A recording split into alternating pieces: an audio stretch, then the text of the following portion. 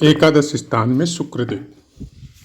मंत्रेश्वर महाराज कहते हैं कि जिस किसी के भी एकादश स्थान में अगर शुक्रदेव हो तो इंसान सुखी, धनी और भोगी होता है। कमोबेश सब विद्वानों ने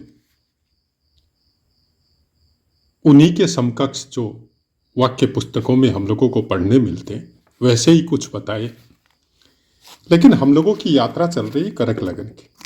तो करक लगन में एकादश स्थान में शुक्रदेव होने से कैसे फल प्राप्त होंगे, उसकी संपूर्ण चर्चा इस वीडियो के नेक्स्ट पार्ट में हम लोग करेंगे। जय माता की मित्रों,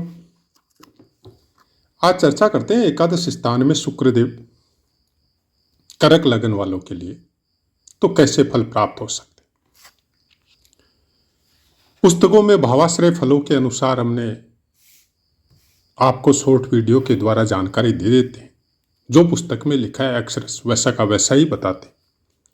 कोशिश यह करते हैं कि शब्दों पे नियंत्रण रहे, क्योंकि सोशल मीडिया के कुछ नियम हैं यूट्यूब वगैरह के, तो शब्द बहुत कुछ मीनिंग करते हैं।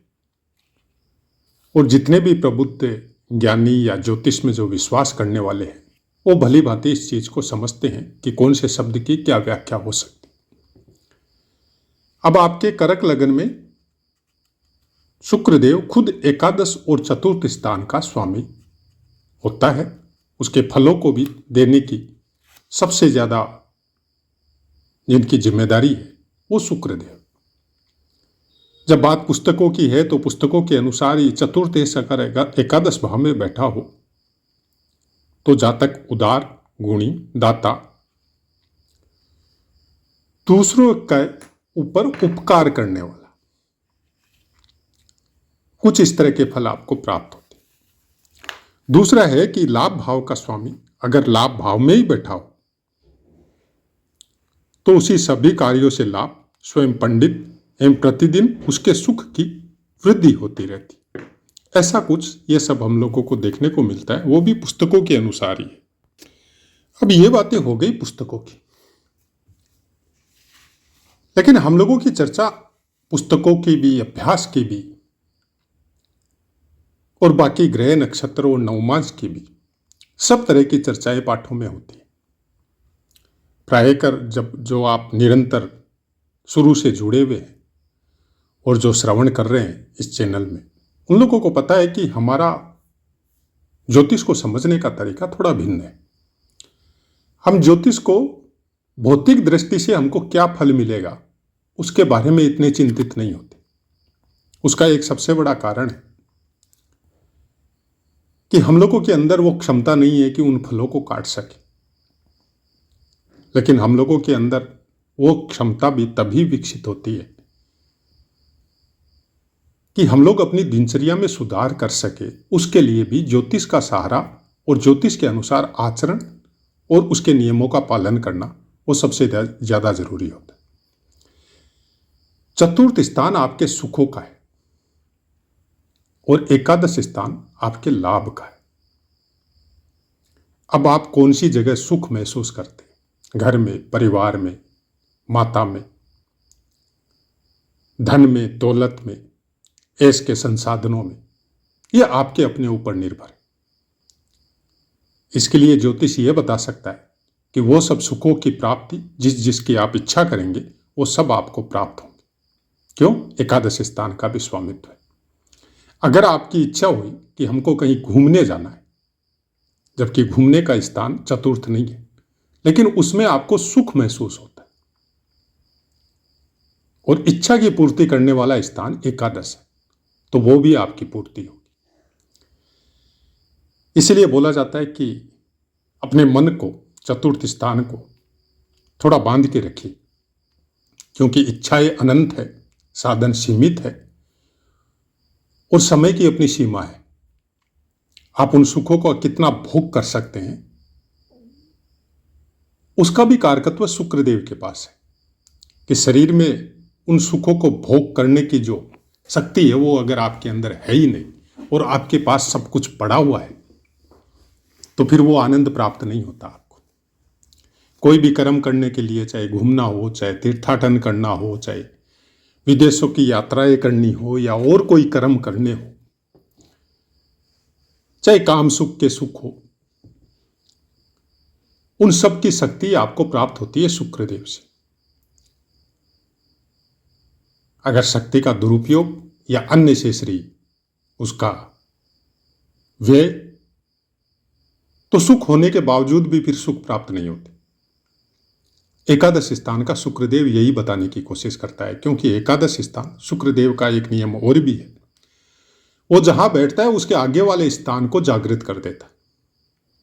मतलब उन स्थानों के फल वो बहुत ज्यादा मात्रा में और अच्छे तरीके से आपको दिलाता है। तो 12वां स्थान शय्या सुख, अपने सुख के लिए, आनंद के लिए बहुत बड़ी बड़ी या अपने देश की सीमा या जन्म स्थान की सीमा से बहुत दूर दूर तक जाने की प्रबल इच्छा, तरह तरह के आदमियों से मिलने की प्रबल इच्छा, अपने धन और लाभ का व्यय करने की प्रबल इच्छा, आपके शरीर में जो शक्ति है उसका व्यय करने की प्रबल इच्छा, सुरा सुंदरियों का आनंद उठाने की प्रबल इच्छा, यह सब लाभ प्राप्त होते हैं अगर आप भौतिक दृष्टि से देखने जाए तो। लेकिन अगर आपने इसके ऊपर अंकुश लगा लिया तो वो सब लाभ भी प्राप्त होते हैं जो भौतिक दृष्टि से आपको दिखाई नहीं देते। देवतुल्य व्यक्तियों से संपर्क, अपनी यात्राएं, उनका आशीर्वाद, अध्यात्म की तरफ झुकाव और कुछ दान धर्म करने की प्रवृत्ति, लोगों का भला करने की प्रवृत्ति, ईश्वर के नाम या मंत्रों के निकट रहने की प्रवृत्ति, मंत्रों का जाप, अध्ययन, अपने उस ज्ञान को जागृत करने की प्रवृत्ति या उसका लाभ उठाने की प्रवृत्ति, जो आपके इस जगत में नहीं आने वाले बहुत से जगत में या बहुत से ब्रह्मांडों में जब जब आपका जन्म हो वो शक्ति आपके साथ जुड़ी हुई रहे, वो सब चीजें भी प्राप्त करवाता है। लेकिन जरूरत केवल इतनी है कि आपकी दृष्टि या आपके विचार या आपका मन किन चीजों में ज्यादा आनंदित होता है, उसके ऊपर डिपेंड है। शुक्रदेव वो सब फल आपको देगा जिस जिस चीज की आपको इच्छा प्राप्त होगी या इच्छा होगी। प्रायकर कुंडलियों में एकादश स्थान का शुक्रदेव बहुत अच्छी मात्रा में जो बैठा हुआ रहता है, हमने बहुत सी कुंडलियों में देखा है कि शुक्र बहुत प्रबल है, बहुत अच्छी कंडीशन में बैठा हुआ है और वर्गोत्तम भी है, लग्न के अंश के बहुत नजदीक है। तो वैसा शुक्र अगर किसी से कोई क्रूर या पापी ग्रह से छेड़छाड़ से युक्त नहीं है, दृष्टि युक्त नहीं है, तो वैसा शुक्र आपको भोगी तो नहीं बनाता है, लेकिन भोगने की शक्ति जरूर प्रदान करता है। सब चीजें, सब संसाधन इंसान के पास रहते हैं, फिर भी उसके प्रति इतना कोई मोह माया ममता उनके अंदर नहीं रहती। उनकी दृष्टि थोड़ी अलग होती, अपना या अपने समाज का या अपने परिवार का हित चाहना, दूसरों का भला करना, अच्छे संगीत का श्रवण करना, काव्य पाठ करना या उसमें रुचि लेना, अच्छी अच्छी कविताएं बोलना या सुनना, ये सब चीजें पसंद है शुक्रदेव को, क्योंकि उससे आपका जो शुक्र से संबंधित जो तत्व है वो शांत भाव में बैठा रहता है आपके शरीर में और आपकी पूरे शरीर को ओज प्रदान करता है। तड़क भड़क वाली प्रवृत्ति शुक्रदेव की नहीं होती है, वो तब होती है जब चंद्रमा का कोई विशेष योग हो जाए या मंगल या सूर्य से दृष्टि या युति में आ जाए, तब एक अलग बात। वृष राशि में अगर शुक्रदेव होता है तो उसमें कृतिका नक्षत्र का दूसरा, तीसरा और चतुर्थ चरण, जिसका स्वामित्व सूर्य देव के पास है। अब आपको देखना पड़ेगा कि सूर्य देव का प्लेसमेंट आपका कैसा है, क्योंकि इस फल में सूर्य देव भी सम्मिलित हो जाएंगे। अगर रोहिणी नक्षत्र में है तो चंद्रमा का प्लेसमेंट देखना पड़ेगा, क्योंकि शुक्र को डिस्टर्ब चंद्रमा सबसे ज्यादा करता है। मन का स्थान, चतुर्थ स्थान का स्वामित्व शुक्र देव के पास है, लेकिन प्रबल मात्रा में कारक चंद्रमा होता है। अब चंद्रमा से अगर आमने सामने की दृष्टि है, चंद्रमा से अगर अष्टम है, इनके स्थान में होगा, तुला राशि में चंद्रमा होगा चतुर्थ स्थान में, तो फिर शुक्रदेव अष्टम होंगे।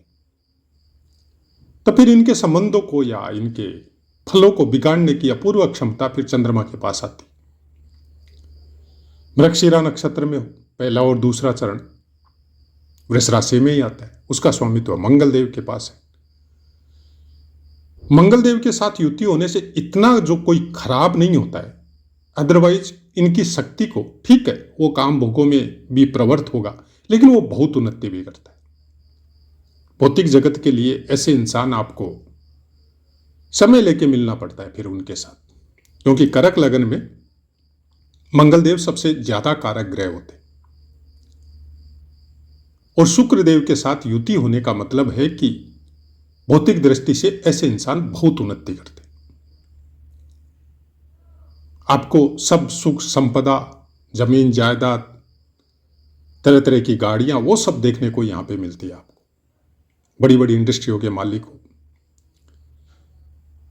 लेकिन देखना यह पड़ेगा कि कौन से सेक्टर से वो आगे निकल के आ रहा है। हमने कई पाठों में बताया यह बात कि इंसान का व्यक्तित्व या इंसान के भौतिक सुख इस बात पे डिपेंड करते हैं कि जब आपका जन्म हुआ उस समय आपकी महादशा या अंतरदशा कैसी चल रही थी, कौन से ग्रह की चल रही थी, आपका लालन पालन, आपका खान पान, आपके इष्ट मित्र, आपका परिवार, उस समय माहौल कैसा था, किस तरह के संस्कारों से ओतप्रोत होकर आप इस जीवन में संघर्ष के लायक बने हैं, उसके अनुसार फिर ग्रहों का फल आपको प्राप्त होता है। नहीं तो मंगल और शुक्र करक लगन वालों के लिए, बहुतों के लिए एक साथ प्लेस हो सकते हैं 11वें स्थान में, तो सबको क्या सेम फल मिलेगा? नहीं मिलेगा। ज्योतिष का इसीलिए यह नियम है कि क्षेत्र विशेष का विशेष योगदान रहता है।